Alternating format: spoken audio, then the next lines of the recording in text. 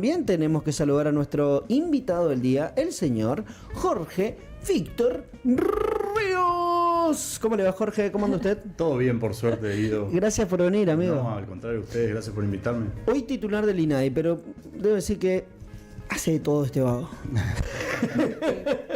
Hace de todo.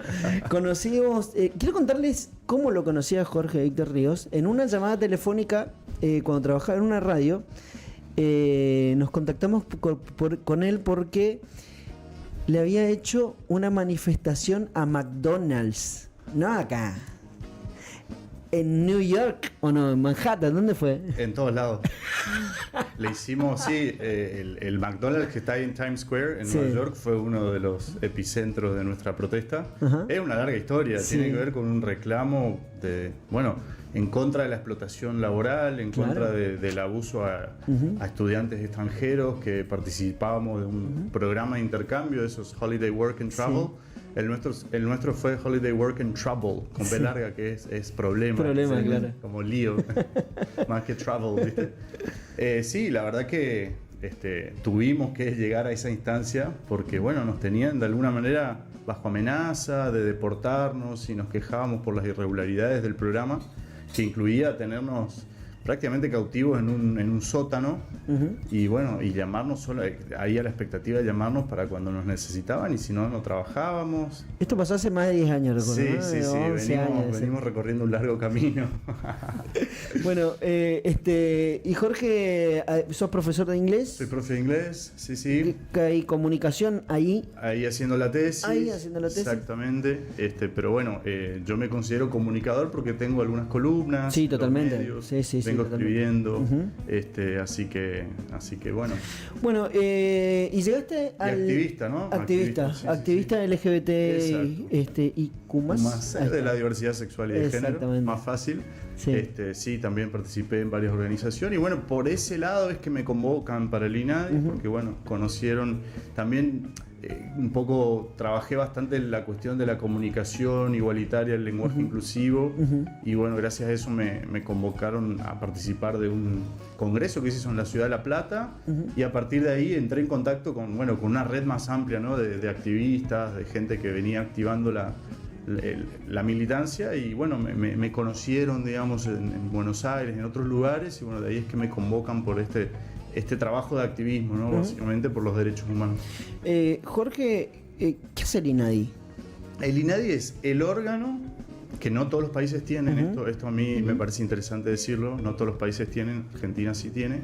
El órgano que el Estado argentino designa, ¿no? a que se encargue de todo lo que tenga que ver en materia de discriminación y sobre todo antidiscriminación, es decir, le da la enorme tarea y la enorme responsabilidad de combatir la discriminación en todos los ámbitos. Y digo enorme tarea porque la discriminación es un fenómeno social que es tremendamente amplio y profundo. Todos hemos discriminado alguna vez. A todos probablemente nos hayan discriminado por alguna condición. A ver, a mí yo me siento discriminado, me discriminan, voy al INADI. ¿Qué tipo de poder tiene el INADI para ejercer algún tipo de sanción? Ya sea en el ambiente laboral, en un club social o mismo en mi familia. Es muy buena la pregunta, Guido, porque de hecho hay un poco de confusión respecto de la función específica del INADI. Hacemos prácticamente tres cosas, ¿no? del INADI.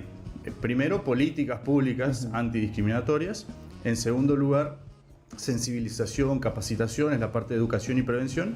Y la tercera tiene que ver con, bueno, llevar adelante expedientes, que son las denuncias que hacen las personas, la ciudadanía, si consideran que fueron víctimas de algún acto discriminatorio, ¿no? En cualquier ámbito. Ahora, no siempre se trata efectivamente de un acto discriminatorio, ¿sí? Lo que viene a denunciar una persona, porque existe la discriminación en el sentido más amplio del término, ¿no?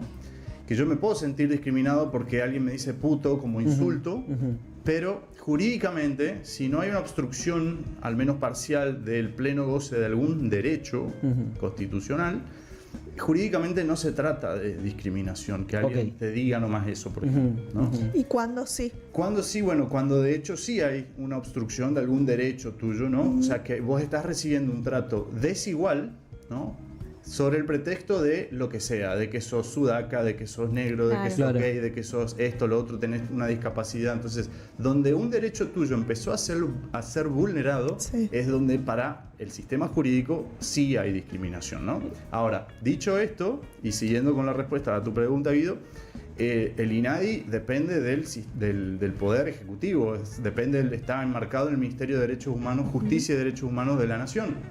Entonces no somos el Poder Judicial, porque muchas veces las personas se confunden y piensan que yo quiero que vaya preso, nos dicen, o yo quiero que ustedes le multen.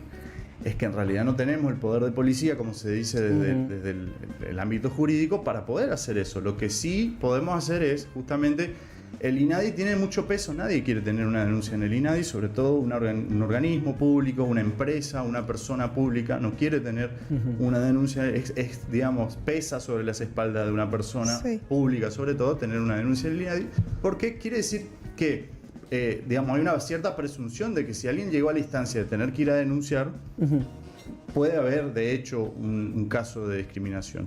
Y además, el INADI, si una vez concluido el proceso, ¿no?, de ese expediente, se elabora un dictamen y es un dictamen experto. Nadie sabe más, podríamos decir, ¿no?, de alguna manera, de discriminación que el INADI, ¿no? Claro. El equipo técnico jurídico, que además el INADI tiene ya una trayectoria, casi 30 años en nuestro país, ¿no? ¿Hay una evaluación de cuáles son las denuncias que más se radican en esta institución? Digamos, ¿qué tipo de denuncia y el por qué se conoce en nuestra provincia, ¿no? No quiero decir muy buena pregunta de nuevo, pero es muy buena la pregunta. Sí, a ver, hay dos formas en que el INADI tiene un seguimiento, ¿no?, de las denuncias, los motivos y los ámbitos más comunes. Uno es el Mapa Nacional de la Discriminación, que es un relevamiento, es un estudio cuantitativo, probabilístico, quanti, digamos, ¿no? Sí. En todo el país, a través de las universidades, justamente, y quizás se hicieron 3. O sea, la idea es que se haga periódicamente, ¿no? Entonces la última se hizo en 2019, que de hecho en algunos distritos fue interrumpida por la pandemia COVID-19, pero en Misiones se llegó a completar. Bueno, y ahí nos habla de las percepciones y las experiencias de las personas. Le puede tocar a cualquier persona ser entrevistada porque es aleatorio, ¿no?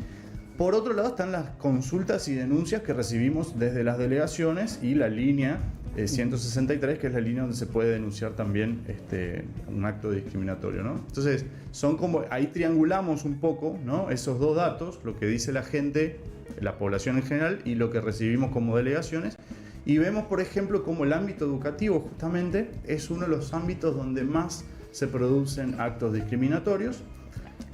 También el ámbito laboral, y también obviamente se van especificando qué tipos, los motivos, digamos, más comunes, y bueno, además de los ámbitos, ¿no? Entonces, en el ámbito educativo, por ejemplo, la razón más común tiene que ver con la diversidad corporal, con las personas gordas, por ejemplo. O sea, el bullying al gordito, a la gordita, podríamos decir, ¿no? Que, entre paréntesis, cuando hablamos de bullying, cuando hablamos de este hostigamiento que ejercen les chiques, ¿no?, entre pares, es también interesante ver cómo las razones son las mismas del mundo adulto. O sea, no nacen de un repollo, digamos. Claro. O sea, discriminan por las mismas y hacen bullying por las mismas razones que les adultes hacemos, digamos, en definitiva bullying también. Y eso me parece interesante, importante, sobre todo para quienes son padres, madres, ¿no?, familias. Totalmente. Después de esto, el INADI tiene... o sea, esos datos sirven para actuar frente a eso, ¿no es cierto? Totalmente, exactamente. Sí. Y por eso es que el ámbito educativo es un ámbito prioritario para el INADI y ya viene desarrollando una línea de trabajo específica que se llama Escuelas sin Discriminación, que es todo un planteamiento, de capacitación para docentes sobre todo. Igual el INADI va a las escuelas, habla con las chiques, digamos, hacemos eso también, pero este programa en particular propone una capacitación específica, ¿no?, en materia antidiscriminatoria para docentes, proponiéndoles lo que llamamos una pedagogía antidiscriminatoria, que es no solamente denunciar o evitar la discriminación, sino combatirla activamente. De hecho, el viernes pasado estuvimos capacitando a supervisores, docentes y equipos directivos de toda la provincia, porque estamos trabajando en articulación con el Ministerio de Educación. Lo tengo al señor José María Barrios Hermosa allí, ¿lo ves? Está en Buenos Aires y te saluda. Bueno, buen día, Hola, ¿todo bien? Sí, no, estaba escuchando atentamente y vos sabés que, bueno, un poco ahí Flavia se anticipó porque al INADI no solamente se puede recurrir para denunciar o para llamar la atención o buscando algún tipo de salvedad, ¿no? ante un evento que consideramos discriminatorio, sino también se puede recurrir, entiendo yo, para pedir capacitaciones que nos ayuden a mejorar no solamente las instituciones, sino a nivel de como sociedad, ¿no? ¿O estoy equivocado? No, totalmente, es así. Por eso decía que tenemos estas 3 líneas, ¿no? Y la segunda que mencionaba es esto que vos decís justamente.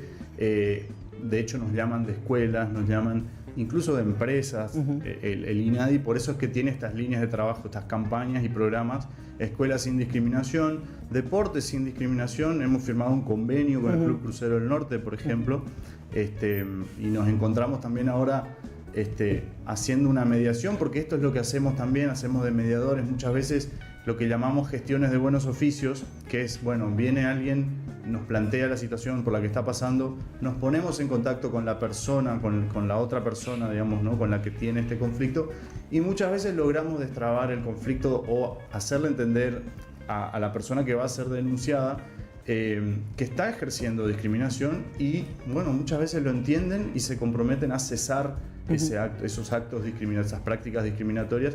Entonces logramos de alguna manera hacer una conciliación, ¿no?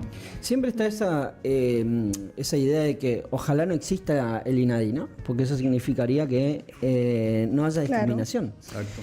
Ojo que no todo el mundo dice ojalá que no exista el INADI desde ese lugar, claro. El lugar ideal, sí, o de la utopía, ¿no? Sí. Hay otras que quieren sacarlo, pero por otra razón. Claro, porque te dicen no, están... Bueno, conocemos a parte de la dirigencia política, por ejemplo, representada por Milei, que dice que lo va a hacer desaparecer, que no quieren ni siquiera ESI, imagínense.